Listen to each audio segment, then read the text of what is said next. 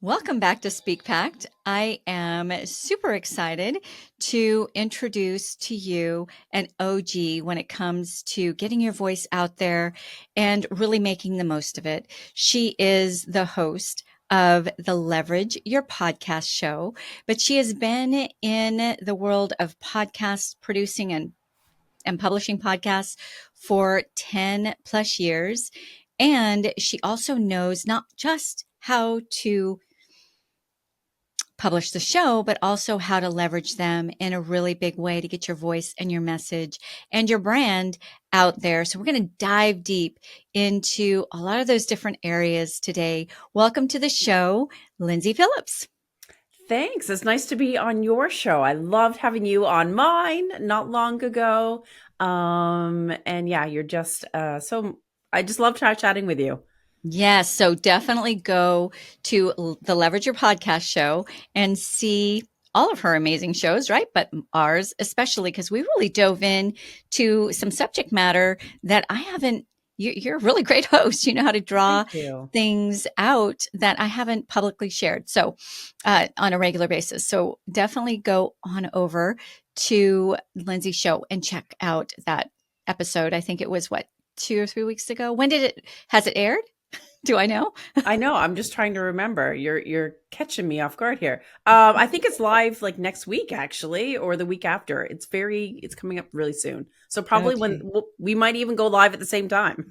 Yes. So by the time this one airs, I'm sure it'll be up there. All right. So what attracted you in all the different ways that you can communicate and get your voice out there?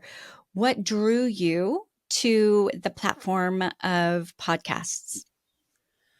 My unofficial answer here is that video made me so nervous. I felt so like I clammed up. And back then it was literally just audio. So no one really did the video version of it, right? So I didn't even have video on when I had the interviews. It was just literally listening to the other person. So I just kind of felt like it was so much easier to do. But I also, of course, loved that it gets in front of so many people easily and it's easy to consume. And you can really get a feel for people's personality. You can just get tips so easily. And you really feel like you get to know people through that avenue versus kind of like the traditional blogs back in the day. Yes. Okay. So I love that you said that because as somebody who represents speakers, right, I'm always encouraging that you go to where your perfect fit audience gathers like grapes, right? There is no better platform than a podcast. People go to a podcast to get information on a very specific subject matter. What better place? Like, what other opportunity do you have to go right to an audience that is there for your information? Mm-hmm. I mean, you could run ads. You don't know who's getting the ads really, right? You can even go speak at an event and there's going to be a whole mix of different people with different needs and desires. But when you go to a podcast and you're speaking on a topic, the people who listen in are the ones who were attracted by the title and want the information you're about to share. I don't know of any other platform that's quite as powerful as that. And it's crazy how niche you can get when you stop and look what podcasts are out there. It blows my mind. It really does. And so niching, and I've niched down. My first podcast was just about like growing a business. And then even the one after that, and then I just niche down with my podcast. And I think it's easier to attract your ideal client that way. Yes. And by the way, I don't know why, I mean, you're such a natural now, but I can't imagine you ever having been shy in front of the camera. You've got this gorgeous red hair, amazing smile, like all the things that would make somebody proud to be in front of the camera. So I'm glad that you're over so that and you're in front of the camera now. Yeah. It took many years. One step at a time, right? How do you eat an elephant? One bite at a time. So that's a really great message for speakers in general. Another great reason why to leverage podcasts, because maybe you are a little bit shy in front of the camera. Maybe you don't necessarily want to get on a big stage just yet. Take that first step, that first bite of the elephant by getting on podcasts, finding your voice, Mhm. getting to the place where your message just kind of flows and you're not constantly searching for your thoughts. And as you become confident in that, it's a much, much easier to take that second step, that second bite of True. the elephant and step on to a, a, a smaller stage and then a Yeah. bigger stage and a bigger stage. So it's definitely it's a huge bridge, but I don't want to pigeonhole it as just a Yeah. bridge. It's also an end in itself, in that it's just such a powerful tool on its own. Very. And I just see it as like I'm having a conversation with you, Antoinette. It's like I am not talking to like a sea of people. I don't see the audience, so they don't make me nervous. It's like literally I'm just having a conversation with you. Oh gosh, you just okay. This is what I train my speakers also. When you could be speaking in front of 5,000 people, but if you know that one person who you've transformed their lives, like it's somebody that you've worked with in the past, that's the face you see when you look in the audience. You're speaking to that one person Mhm. because if you've transformed their life, then you can transform the lives of all those others who are in that same place in their mind or in the seasons of their own journey that are going to just latch on and think, did she or he read my diary? Like how do they know this Yeah. about me? They definitely understand what I'm going through and the answers that. And you know what, another thing is there's been all kinds of studies on this. And I have a speaker that actually speaks specifically on this, but it's scientifically proven that when you are helping another person, anxiety slips away. You can't It's be in true. the state of thinking of yourself, which anxiety is, right? You're Yeah. thinking of yourself when you are serving someone else. So, what Yeah. better way, That's a right? great point. That's so true. Tell me a little bit. So, you don't stop at just the podcast episode, which is something I really find fascinating. I love to follow the way that you do this. Is you utilize that, you leverage the name of your podcast, leverage your podcast show, right? You leverage it in so many powerful ways. Tell me a little bit about how you utilize it in your social media profiles, your website, how you utilize it to boost your authority, but also to actually open up other speaking opportunities Mhm. or other business opportunities. I know. It's so funny. It's like so many people that guest on a podcast, they do the interview, but they almost expect the host to do all the heavy lifting for them. They wait for it to go live. And then when it does, like they'll get tagged and they'll comment and they might share it. Maybe they'll do a post on social media, but then they sort of feel like that's it. And then they're wondering why they're not getting, the results from it. Whereas you want to take that control back, be in control of how you're being positioned, how you're sharing it, where you're sharing it. And you want to make sure that you're getting as much bang for your buck, so to speak. I'll share a few little tips. One of them is publishing it on your website. So you may have a blog, even if you have your own podcast, you may have your episodes. I hope you have your episodes on like a blog post so that when someone's going to your website, sure you might have a speaker page, but if they go to your blog post, your content, and they see that you've been on all of these shows, instant credibility. And when they hear you or see you, if it's a video in there, talking about your area of expertise and what you have to share, they can better picture what it's going to be like if you were on their show or you were on their stage. So they can already tick off a box in their head. Yep, they know what they're talking about. Yep, they've spoken before. I don't have to like teach them. I don't have to worry that they're, not going to come across or present very well on stage. So you automatically tick off those boxes for the people that are searching for speakers and podcast guests. The other element is also showcasing it on your social media profiles that you are a guest expert. You know, people put author, speaker. If you're not speaking on stages yet, you can definitely put guest expert so that in your bio or in your tagline, that's right in your LinkedIn profile, as an example, you can put that you're a guest expert. And so when people are going to your profile, they're like, oh, they guest on podcasts. They know it right away. They don't have to dig, they don't have to look into your posts. They automatically know. And then, you know, that section on your profile, it's a little lower down. It's called featured or featured article. So you can actually feature one of the shows that you've been on. Maybe it's a higher profile one, whether it's your blog that you share or whatever link it is, but you're going to showcase that you guest on a podcast. So when they're skimming through your profile, they automatically know in a couple of places that you guest on podcasts. So again, it's just boosting that credibility. And then when people see that, they're like, ooh, maybe they can be a guest on my show. I don't Where, even do yeah, that. You would think I would know better. Yeah, I love that tip. so many little things, right? But yeah, you want people to know that you guest on shows, that you have an area of expertise, that you are an authority, so that you do get more opportunities. So just a couple of tips.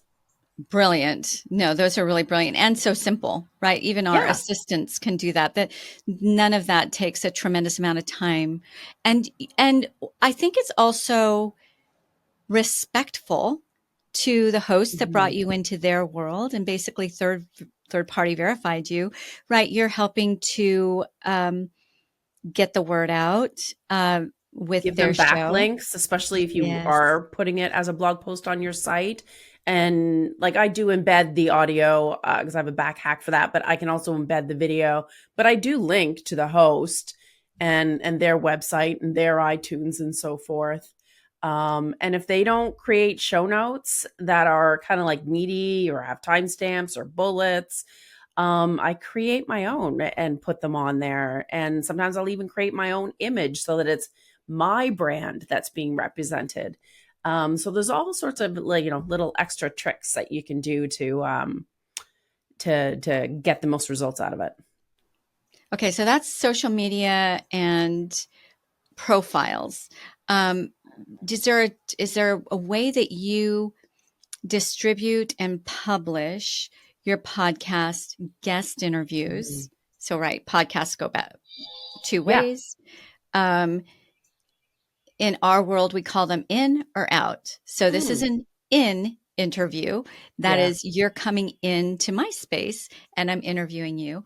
And then there's out interviews when I went and interviewed on your show, that we call that an out interview.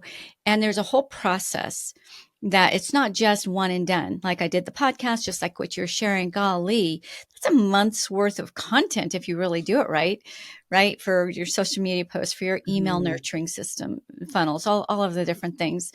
But also, I want to make sure that for my out interviews that I'm giving you the thanks that you deserve with those backlinks, with also doing my part in making sure that I promote on my side too. I'm not just sitting back and waiting for you. First of all, you're not doing anybody any good service, not your audience, not yourself, or not the host. If Mhm. the quickest way to be recommended by a podcast host or invited back is to show that active promotional side. They're not asking you to do that. Usually it's not a requirement, but sure is nice, right? Are you going to Heck be yeah. quicker to promote somebody who does that? But on the other side, when you go to publish and produce, distribute Mhm. your podcast guest interviews, how do you increase the visibility of those so that you, as the producer, are also maximizing the unrenewable source Yeah. resource of your time, right? And converting those into viable leads, maybe to attract more people to your show, maybe to sell the service that is the reason behind your show, which we're going to get into yours here in a moment. What are some of the things that you do on that side of things? For sure. So obviously publishing it on my website is kind of like that foundational piece. And then, so when I do share the episode, I'm pointing traffic back to my site because there are call to actions on the sidebar for different lead magnets that I have. A lot of people actually, which still surprises me, that their blog posts on their website that they don't have any call to actions. It's full width, so they don't even have the sidebars. Um, and you can even take advantage of the real estate that's within the blog. Don't be afraid to have an image that breaks up some of the text that is a call to action to one of your resources or program or masterclass that you have, having a call to action at the bottom. So that is kind of like one piece of the puzzle. The other is distributing everywhere. So I will do a LinkedIn article. I have a LinkedIn newsletter. So people that subscribe to it do get notified whenever there's a new episode. So that way you're like in their face more, which is awesome. And then when anyone follows you that's new, they get an invite to that newsletter. Again, another way for them to, see you and get noticed all the time. And then email your list. It's funny how many people will not email their list that this episode went live. When you're nurturing your list, but you're also showcasing again your authority, that you're like a go-to trusted industry leader. And just another reason to like reach out, and don't be afraid to have a call to action in the PS at the bottom of the email, or, invite them to get on a call with you. That's really important. And then just making sure that you're using the content in all avenues. And I'll give you a few different ways. So when I get the episode, I strip out little sound bites. So obviously I know my own talk, I know my own topic, I know what little nuggets will be appealing or not. And so it's easy for me to go through. So I will create small square videos for like LinkedIn and Facebook. I will create reels and YouTube shorts. And sometimes, depending on the content, I will even create a carousel. Like if you have 3 ways to blah, blah, blah, or like my 4 steps of my podcast leverage system. So I can easily create a carousel for LinkedIn or wherever, because they're super hot. And you can have a call to action at the end of it, which is always good. And so it's just a way of like multiplying that content. I've got it. I've got that long form piece of content, hopefully in video, but you can always make audiograms if not. And then, just create all those little tiny bits and send them everywhere. And it's just an easy way of creating content that you don't have to create something new. And you could also showcase in those reels or the short videos, you can put the podcast art in the bottom corner and put featured on.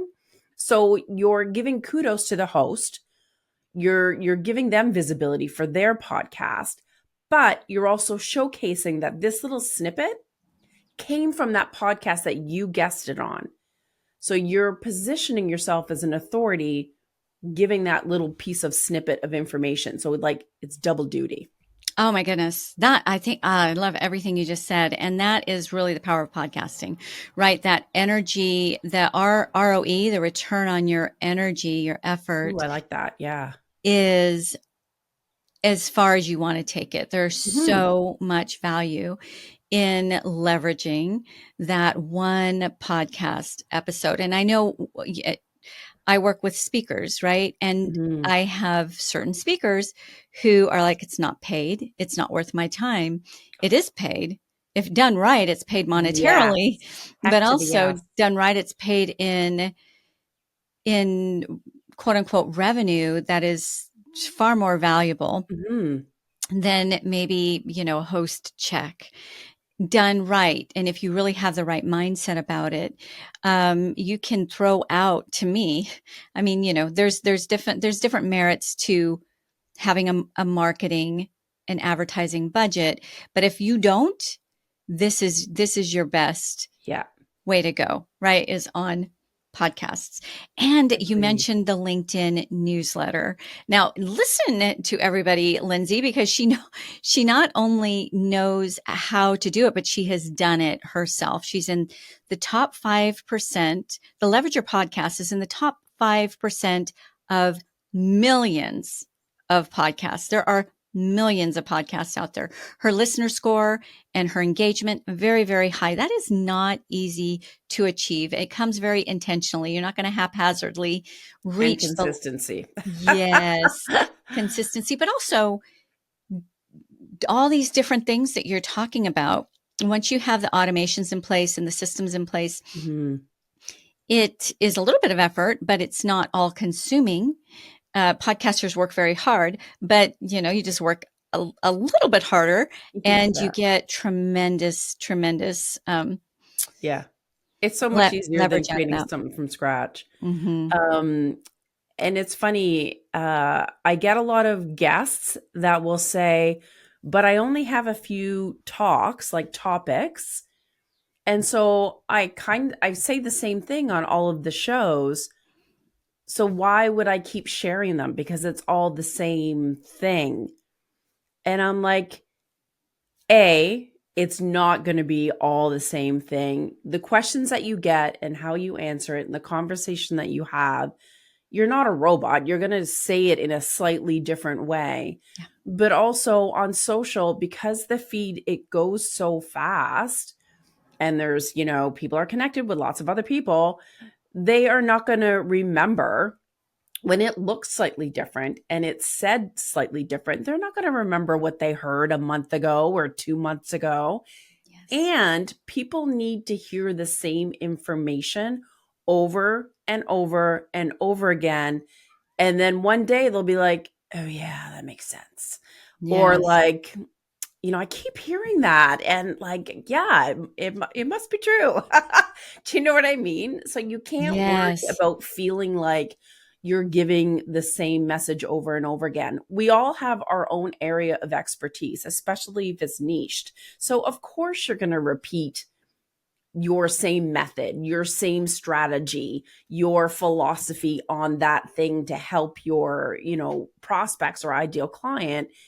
That's just the way it is. So you can't fear that like, oh, I don't want to put that on my website again because it's kind of the same content as a podcast I did, 4 months ago. It just that's a complete myth. Brilliant. I'm very glad you brought this up because it's something I hear quite a bit with speakers, and they do themselves a disservice by trying to make it new and fresh every time. You don't Yeah. realize, like when you go to a Tony Robbins event, you'll go year after year and it's going to be the same UPW. Like it's going to be pretty much the same stuff. You go because of that, right? He's very specifically branded. Mhm. And that's why we're creatures of habit, right? That's Yeah. why people flock to him for that. The people who need that, Agreed. they flock to him for that. When we go to our favorite restaurants, right? We don't want the chef to get creative on our favorite dish. We No. want what we went to. Our Yes. chops are set for that specific dish.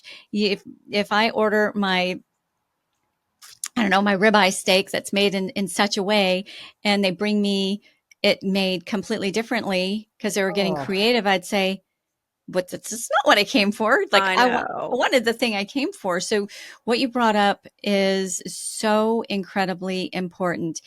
Establish your brand. Doesn't mean you can't step outside of that, but always snap back Yeah. to that core brand, because a confused mind isn't going to buy. And people don't Totally. remember what you said as much as they remember how you made them feel, how you Yeah. inspired them. That's what they're coming for. You're exactly right, Lindsay. Right after you talk, they may not be able to remember one line that you spoke, but they'll Mm-mm. remember what you stirred in Yeah. them. And that's what they're coming back for on a Agreed. regular basis. So when you're all over the place, they don't know you become unmemorable. Yeah.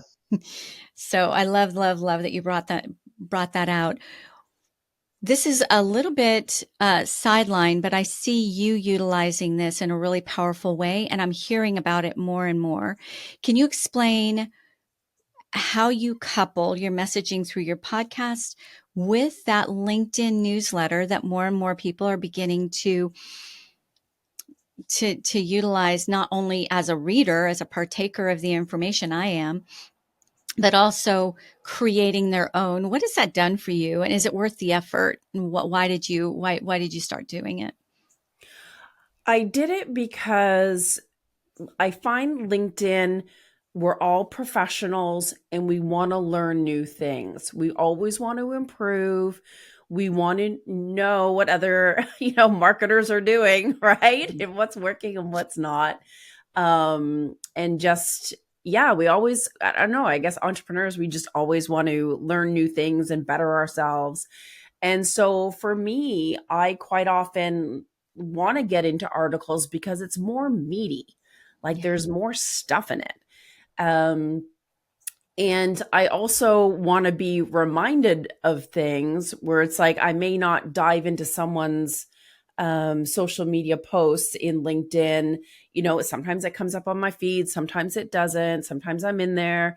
But if I get an email notification to say, oh, this person's newsletter just came out and it has like the article, then I will dive in. And you actually get an email notification. You don't just get a notification on LinkedIn, you get an email notification. I'm like, that is gold. Yes. And so I was like, and for me, it's like repurposing as well. Like I'm creating all this content on my blog post.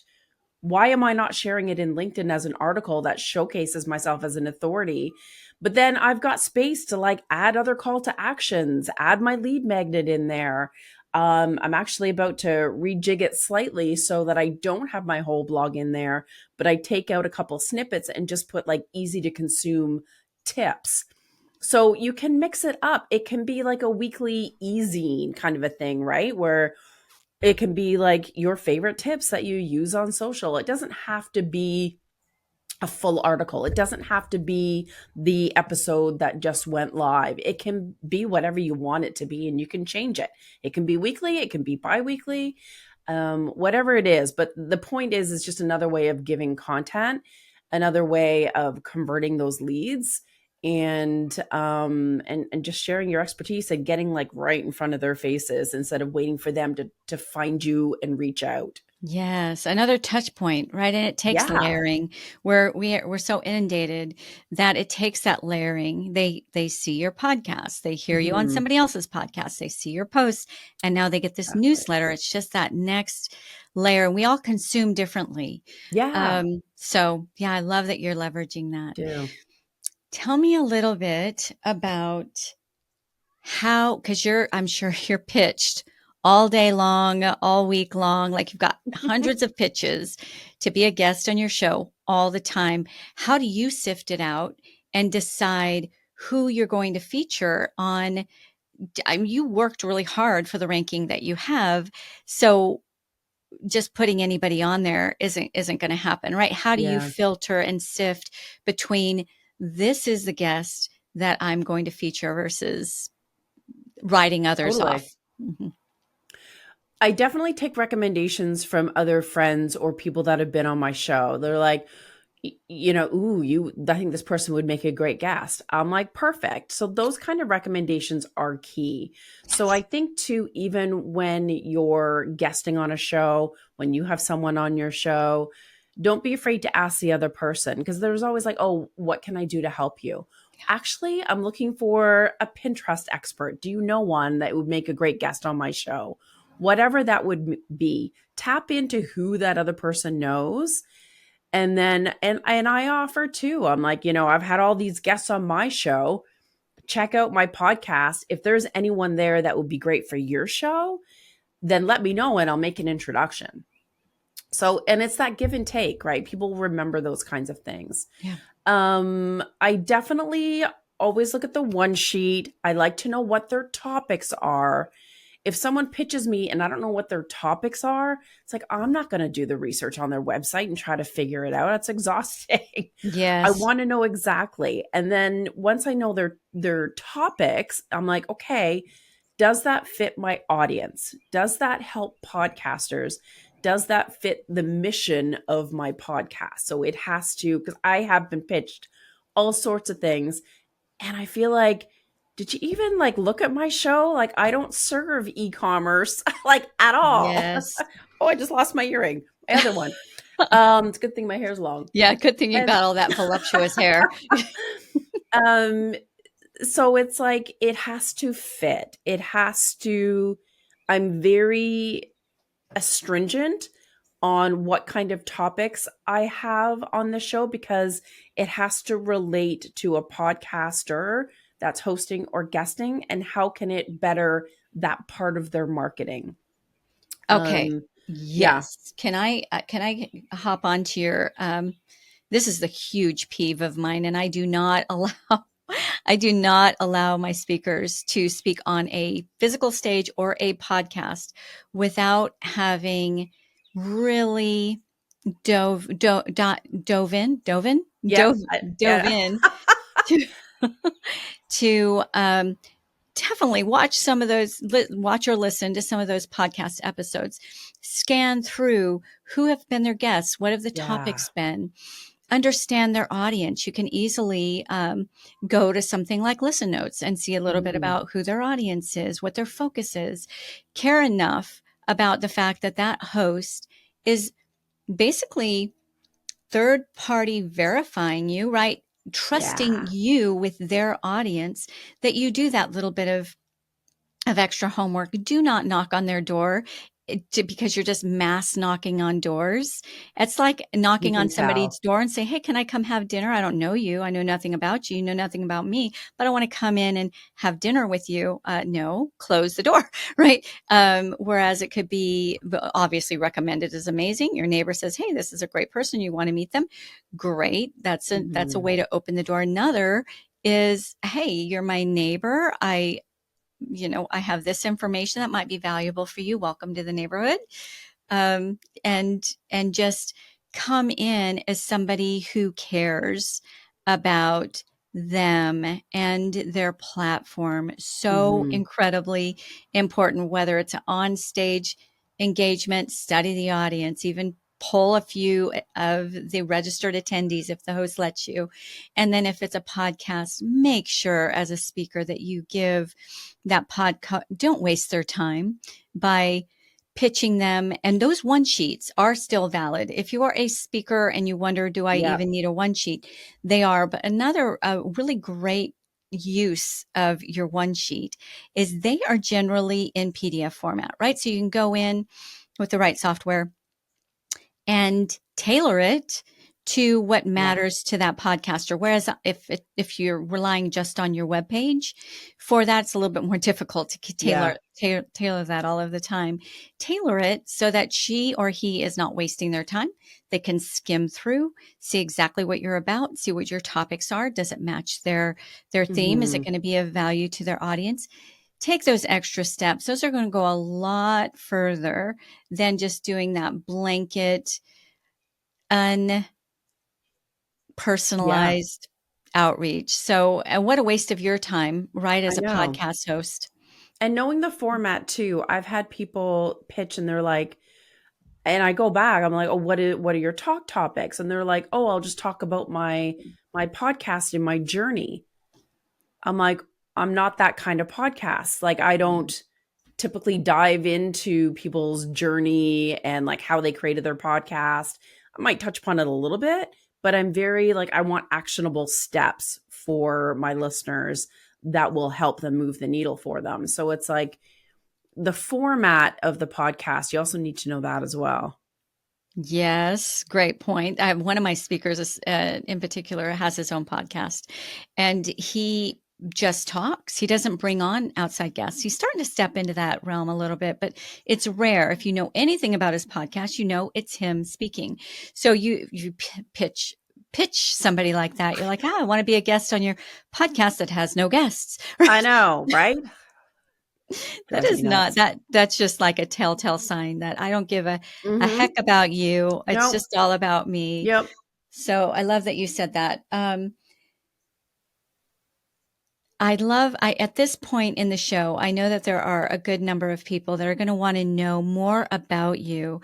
We've mentioned your podcast. Maybe share a little bit about that, an easy way to get there so they can subscribe on their favorite platform. But also, you have some pretty amazing consultancy services and other ways that you help people get their voice out there and get their visibility out there. So share a little bit about that. Sure. How can you help me become more visible and get to the next level in my career? You bet. Well, first, my podcast, you can go to leverageyourpodcastshow.com or search up the Leverage Your Podcast Show on whichever directory. And for my site, it's Smooth Business Podcasting. And yeah, we help people leverage and repurpose their content in all different ways to help just exactly what we were talking about, all the reels, all those good pieces of content. And we do it in a way that makes sure that they are getting more leads and clients from it. So we use it to push traffic to their website, but also their lead magnets and their services so that they are increasing conversion as well. So yeah, and there's some free resources there they're welcome to grab. Yeah, so look her up. And listen, in the age of AI, the best gift you can give to any content creator, especially podcasters, is commenting and interacting in the comments. Those mean more. I mean, we want your likes, we want your subscribes. Yeah. All of that is massively important. But actually, what AI looks for is the engagement. And you can really just, it takes a split second, right, to just say something that you got that was of value in the content inside the comments. Yeah. And I that love really getting goes a long comments. way. Yes. Yeah, it always makes me feel good when you hear someone was like, "Oh, that was super helpful," or "That was a great idea," or whatever. I'm like, "Yay!" Yes, Makes me because happy. podcasting is more work than most people realize, and you put a lot of yourself out there to serve, really. I mean, most podcasts, even the top ones like yours, are not well, they're not you don't necessarily do it for the revenue it brings in. It brings in other kinds of revenue. Yeah, Yes, you can earn some, but if you really measure it down to what you're getting paid per hour, it's like I could probably yeah. go to McDonald's to get that. It is a But lot of work. it's a lot of work, I and we know. love it, right? But the currency that you can really give us are Yeah. those comments and that feedback that means so much. It's like, okay, I can keep doing this. I can keep doing this.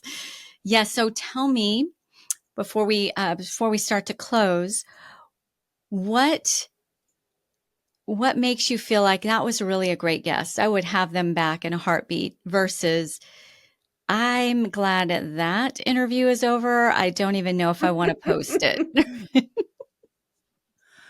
I think someone that I have a connection with, like, I just feel like I could totally go have a cup of coffee with you somewhere or have a beer somewhere. Or there's just that genuine authenticity of the other person that you want to see them again. I think that feeling for me, I feel good about afterwards. But from a marketing perspective, if you will, I love when the guest is very focused on what they know and what they want to share. So there are absolute takeaways and sound bites that a listener will be able to take and run with. And it's funny when I record episodes, my brain is like, "Ooh, that's a good sound bite. Oh, that'll make a good reel." That's just how my brain Love it. works. But yeah, when I know that there are like concrete tips that someone can take away, then I'm like, that's great. That's all I want. Yes. Okay. And on the flip side, what is I'm sure you've had them. I don't I'm definitely not going to invite them back, and I'm not 100% sure I want to run this episode. Ooh, I've had like one where I was like, I really don't want to post it, but I did. It's when I'm asking questions and I get very vague answers. Mm. So it's like pulling teeth, right? To get like an answer, or they agree with something I said. Yeah, that's about right. Yep. And then, oh, just do this. And so it's not, I'm like, you got to give me more. I need Yes. something to sink my teeth into. Or they're just very quick answers instead of having like a conversation.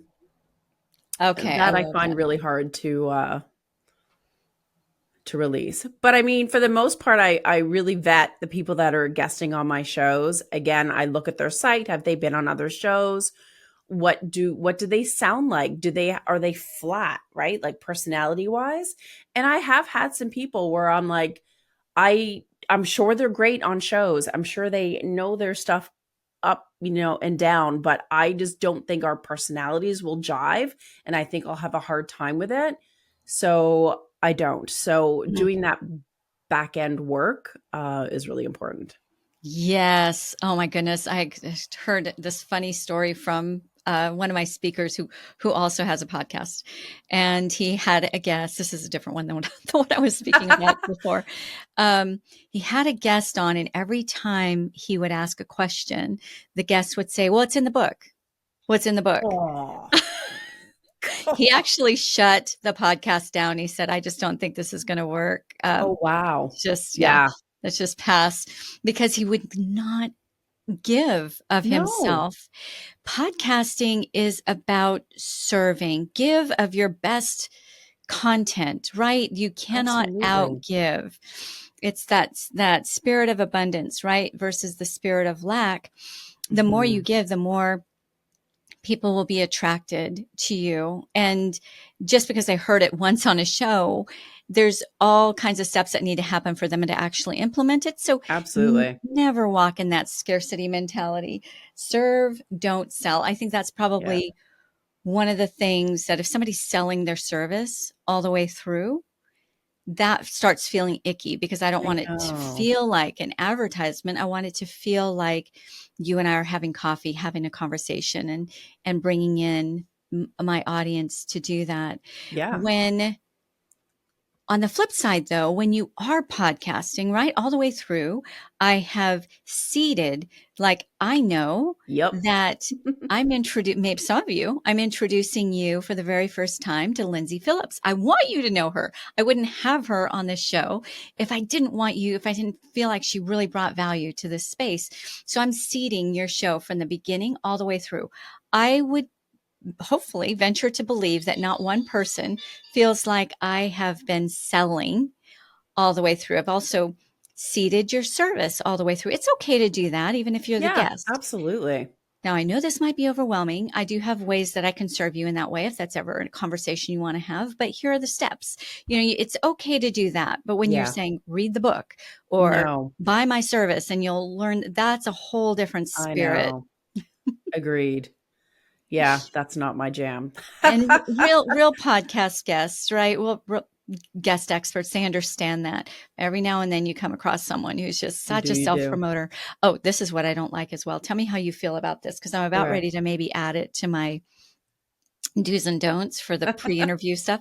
Is when people come with like those digital backgrounds with all of their logos and their websites all over. Like, do you allow that? I've had it happen a Um, couple of times. I'm like, I don't like that. I don't know what to think. I find it I I've only had that come up once and there were like pictures on the background kind of a thing, but it was like two, so it wasn't horrendous. I find it distracting just for me. I don't mind when there's like a logo, or a background that's like their branding, like that doesn't bother me, but I don't want it to be like a sales pitch that surrounds their head. Yes. Well, it kind of goes back to you and me sitting down and having coffee and connecting. I'm not going to be wearing a billboard on my head No. that's what it feels like to me. I don't Yeah, mind if your yeah. book is sitting in the background. Yeah, Like that's totally natural and great, but yeah, I don't love it. I know some I know. podcasters actually preach doing that. It's just a gut Ah, thing. Yeah. I know. Okay, well, we've had an amazing conversation. I hope you've been Yes. taking notes as the listener here on the SpeakPact show, because there's been some transformative gems. If you will just implement some of those gems, you'll see a difference. Make sure to follow Lindsay's newsletter, her subscribe to her podcast, link up with her on LinkedIn, implement some of these amazing Mhm. hard earned strategies that she's given you, and you will see a difference. As we close, Lindsay, I have Yeah. one last question that I ask at the end of my show. It's our signature question, because I believe that you can take in information, but until you really begin implementing it, Mhm. it's not going to become your own, and it's really not going to move the needle for you. So I ask each of my guest experts to leave our audience with some sort of directive, because we're all here. This is Speak Pact. We want to utilize our voices to make a bigger impact. What is maybe a challenge or some way that might move the needle for my audience members, should they actually practice this piece of advice that you give? You bet.